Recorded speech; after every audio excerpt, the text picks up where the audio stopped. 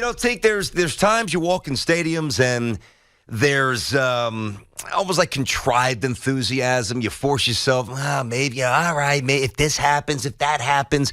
And then there's the sound of actual hope where it resonates differently. Yep. It bounces off the different parts of the stadium.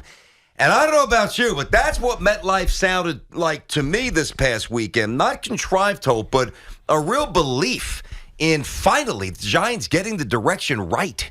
And we're joined now, as we are every single Wednesday on The Fan, of course, two-time Super Bowl champion Carl Banks and part of the Giants broadcast.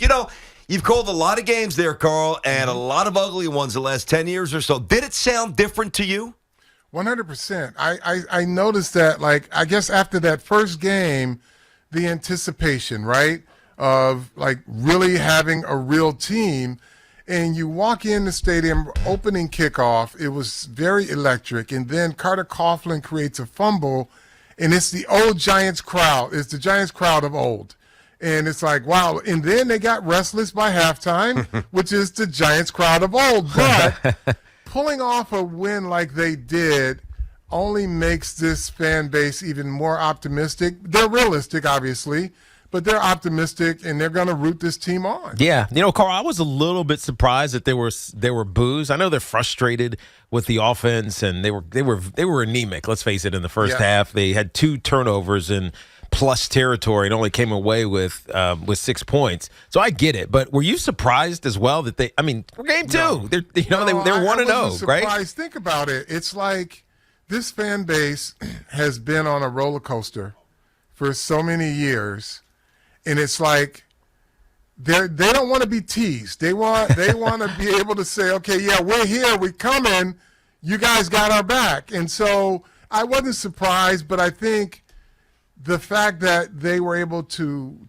grind it out at the end of the game gives this fan base a bit of resolve and say, okay, yeah, they're serious about this. Yeah, no, it feels like they are. And, one of the issues that's come up is the wide receiver depth and who is actually playing. Like David Sills is getting a lot of burn, at least in week 2 he did, and Richie James as well. And Kenny Golladay is getting none. You get a sense of what the future might hold. We asked Julian Love yesterday. He said, look, he's working hard. At least that's what he's saying. I don't know if he actually is. Yeah. Are you getting a sense of what's going to happen with Kenny Golladay? Well, he's untradeable this year.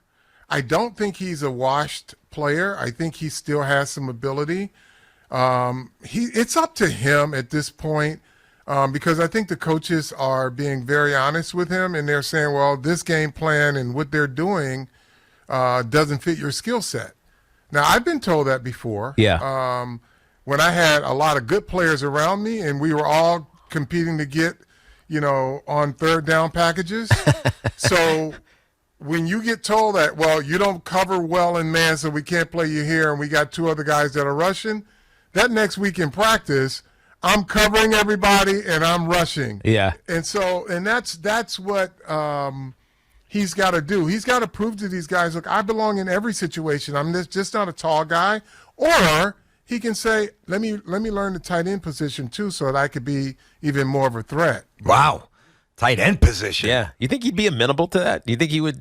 Because he could be. We saw this. We're starting to see it, right? With these tight ends, they're basically glorified big wide receivers, right? Yeah, and they never block in line. No. They could put him there, and he could run wide receiver routes, and that's a mismatch. But I think there are so many creative ways he has to think about his situation. And listen, we've all been through it. You've been through it, Tiki. Yep. Where they say, well, we can't trust Tiki Barber because he may fumble. Yeah, that's right. And he shows up and he doesn't drop the ball anymore because you worked at it, right? That's right.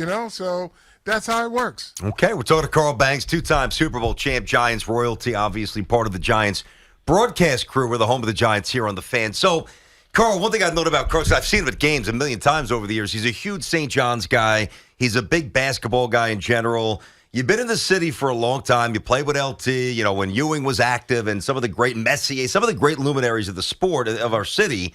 When you look at what Judge, you don't have to spend too much time on this, but I'm curious of your opinion. When you look at what Judge has done so far this season, maybe with the exception of Lawrence Taylor, has anything come close to being this special, this unique in all the years you've been here? No, I've never seen any player that just dominates. Like the second place is not even close in his home run thing. So he's just incredible. And it reminds me of the days when you used to drive through the Lincoln Tunnel and there was a building.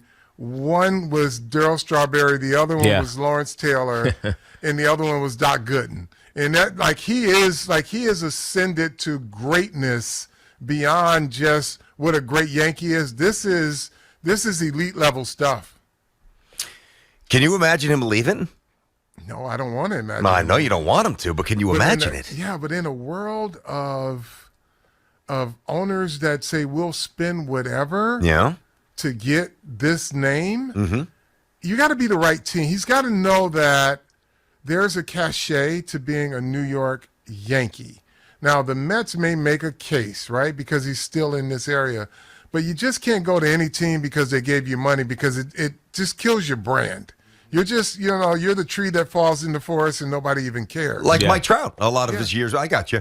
So all the games, and obviously excluding the great Tom Coughlin, but the last three coaches, as we bring it back to the Giants with Carl Banks, what do you think is, I'm sure there's a few, but the one characteristic that Daboll obviously has to you that three of the other coaches before him did not have? What jumps out? I believe it's trust. It's a genuine trust two ways. And I say that because you feel the culture shift. They don't just talk about it, right? You feel it. And a classic example of that is that you're in a tough game. You're in a close game, right? Mm-hmm. It would be nothing down the stretch for these players to decide, hey, let's just look good on film. Let's play hard. And the coach will say, we played hard. Our guys have just got to figure it out, or we're a few things we got to do. And that became a song on repeat for the last few years. Yeah. I'm so proud of the way our guys played, right? But the trust and the belief that they could actually win these close games, I think, is part of the culture shift. And you talk to them, and they literally believe, like, in a close game, they could find a way to win, and they think their coaches will put them in position to do that. Yeah, no, I think you feel that as well. It's all right. It's Cowboy week this weekend, or actually this Monday night. The Cowboys are a little bit compromised, obviously, because Cooper Rush is starting at quarterback and Dak is gone. And Giants fans are starting to believe, hey, we can go 3-0 and anything is possible right now. The reality is that they're still compromised in some places, but are they truly at a spot where they can win if they play well against anybody? I think talent will eventually show up. You get into some games, and you know that the talent level on the other side is better, and that other team's going to have to do a few things wrong in order for you to win it. Can they steal a game against Dallas? Yes. But the thing about it is Dallas's defense is really, really causing problems for everyone. That's true. And so, they got this guy, they call him Micah. His name is Micah Parsons. I call him Micah Problems or Mini Micah Problems. Yeah. Because he's just, you've got to account for him, and he's not the only one. You got Diggs in the backfield. He's got other defensive line mates. So you've got to figure out if you can move your offense effectively. And then the defensive side of the ball, I believe the Giants can cause some problems for Cooper Rush. Yep. Just with their construct, the way they play defense, they can make a little bit of they can accelerate his process a bit. But I think offensively, the Giants have got to figure out how to effectively function as an offense. So, Carl, as we let you go, and it's Carl Banks, two-time Super Bowl champ, one of the voices of the Giants here on The Fan, every Wednesday with Tiki and Tierney. So back in the day, I don't know if they did this in college. They do it now. Penn State does it. A lot of schools, the whiteouts, right? or the whatever outs, the blue outs, the whiteouts. I don't know if they did it in East Lansing when you were there, but it's definitely a collegiate thing. I'm not against it, but do you like this for the NFL? Do you like this for the Giants? Do you like this? I don't mind. I really don't. I don't mind it at all because it's a part of the new wave fandom. So whatever. I had the wave when I played. Like, I don't even know if people wave towels or not, but like the wave was my thing. So I'm good with it. It's all about fandom. Yep, you had the wave. You had a turf that was like concrete and smelling salts. A little bit of a different, different generation, man. All right, Carl. Have a fun time on Monday. Should be a great atmosphere, buddy. Thank you. We'll talk to you next week. Appreciate you, Carl. There you go.